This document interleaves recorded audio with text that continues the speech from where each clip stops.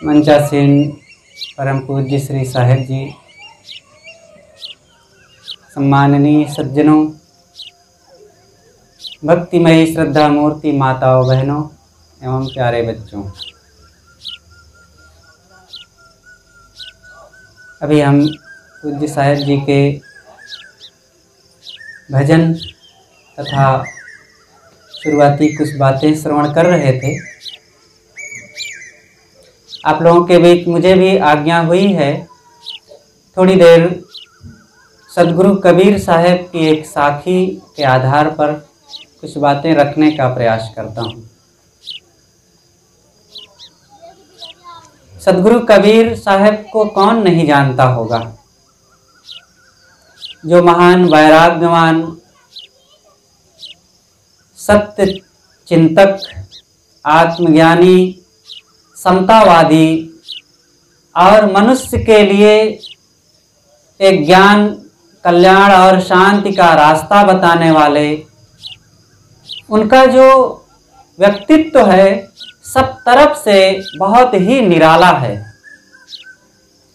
कबीर के विचार जैसे स्पष्ट और साफ हैं, जैसे मानवता के हित में हैं, ऐसी निर्णय शैली और ऐसा खरा ज्ञान शायद किसी ने कहा हो।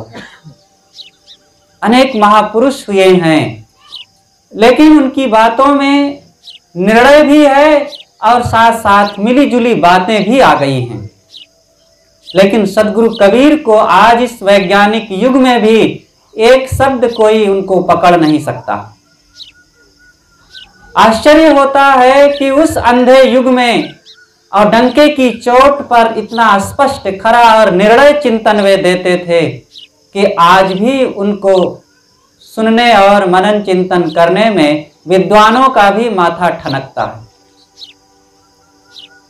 सदगुरु कहते हैं, आपा तजय हरि भजय, नक्सिक तजय विकार, सब जीवन से निर्भय रहे, साधु मता है सार। उनकी ये प्रसिद्ध साखी है।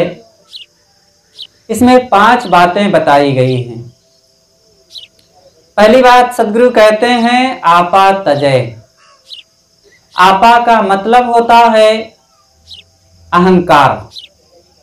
वैसे आपा के और भी अर्थ होते हैं, अपने आप, अपनी शुद्ध बुद्धि। लेकिन यहां तजने की बात आई है तो अपने आप को तो कोई नहीं त्याग सकता है। तो यहां पर आपा का अर्थ अहंकार है।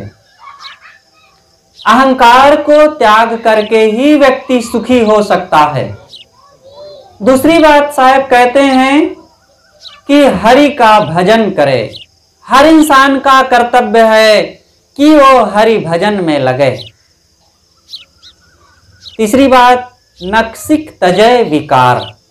नख से शिखा तक, एड़ी से चोटी तक, मतलब पूरे जीवन के विकारों का परित्याग करे, दोषों का, बुराइयों का त्याग करे। चौथी बात साहब कहते हैं, सभी जीवों से निर्वैर रहो।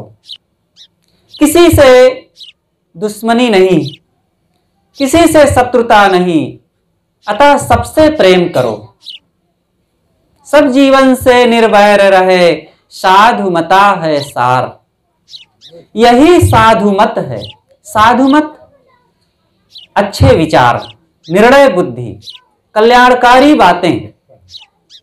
जो इस प्रकार अपने जीवन को जीता है सबसे निष्काम हो करके, निष्काम हो जाना ही साधु मत है। कोई बहुत बड़ा आश्रम बना लिया, बहुत बढ़िया भेष भी बना लिया और बहुत बढ़िया प्रवचन भी कर रहा है, लेकिन निष्कामता नहीं, निर्मोहता नहीं है, तो सब बेकार है।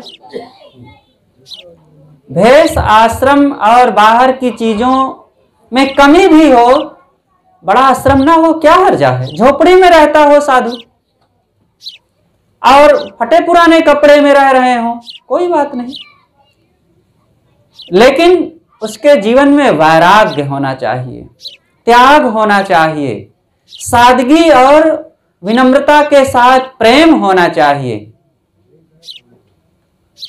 तो साहब कहते हैं यही सार है जीवन का।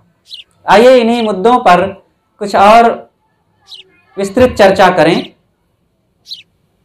साहब कहते हैं पहली बात, आपा तजय, अहंकार का त्याग करो।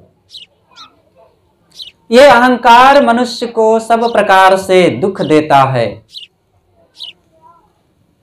अहंकार किन बातों का होता है? जो हमसे अलग है, जो छूट जाने वाली हैं, जो हमारे अपने नहीं हैं, उन्हीं का तो अहंकार होता है। धन का, रुपए पैसे का, जमीन मकान का, सुंदरता जवानी का, बाल बच्चों का, जाति कुल कुटुंब का, ये सब का अहंकार होता है। सोचें धन कितना हमारा साथ देगा। आज जो करोड़पति है, देखते देखते वो रोडपति हो जाता है। धन को आने जाने में देरी नहीं लगती, इसीलिए कहा गया है चंचला।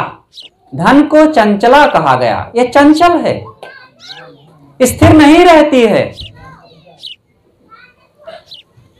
तो ये धन आते जाते रहते हैं, इनका अहंकार नहीं, ये सदुपयोग करने की चीजें हैं। धन से आप मकान लीजिए, जमीन लीजिए, भोजन वस्त्र खरीदिए, स्वयं का गुजर कीजिए, परिवार का पोषण करें, आए हुए अतिथियों संतों गुरुजनों की सेवा करें। धन का सदुपयोग जब करेंगे तो वह आपके परमार्थ में, कल्याण में सहयोग करेगा। धन अपने आप में बुरी चीज नहीं है। धन को माया कर करके त्यागा नहीं जा सकता है। आखिर संत महात्माओं को भी तो धन की आवश्यकता है। अभी हम बस में चलें और कंडक्टर टिकट मांगे और हम कहें अरे ये माया है, क्या है माया के पीछे? तुम लोग माया में लगे हो, हम साधु सन्यासी हैं, हम भी माया को लें? तो चलेगा नहीं काम। कंडक्टर उतार देगा, कहेगा कि बाबा चलो पैदल चलो फिर जब माया नहीं चाहिए तो धन की जरूरत है। संतों को भी टिकट लेना पड़ेगा, ट्रेन में जाते हैं टिकट लेना पड़ेगा, बस में कुछ जरूरत है शरीर निर्वाह के लिए, आश्रम में अतिथि कुछ आ गए हैं उनके लिए सब्जियां लाना पड़ेगा और भी जरूरत की चीजें लाना पड़ेगा, उनको बिछाने के लिए चादर गद्दे भी कुछ चाहिए। तो धन माया नहीं है। हाँ, अब धन में हम लिप्त हो गए और धन का दुरुपयोग करने लग गए, तब वही माया बनने लग गई, वही हमारे पतन का कारण होने लग गया।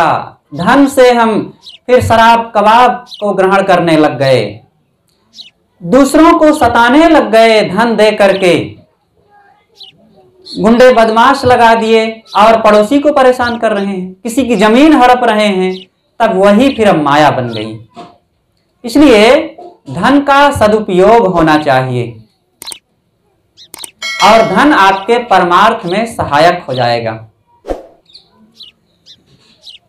इसी प्रकार और भी बातें, मकान भी माया नहीं है, लेकिन उसका अहंकार ना करें। जितना हमारी जरूरत है उतना बनावें, अवश्य बनावें, लेकिन अब बड़ा मकान हो गया है तो दूसरों से डींग हाकें कि हमारे इतना बड़ा मकान है। क्या तुम्हारा बड़ा मकान है? साहब कहते हैं घर तो 3.5 हाथ, घना तो 4.25। अरे एक दिन वह मकान में जाना होगा जिसमें हवा प्रकाश नहीं रहेगा।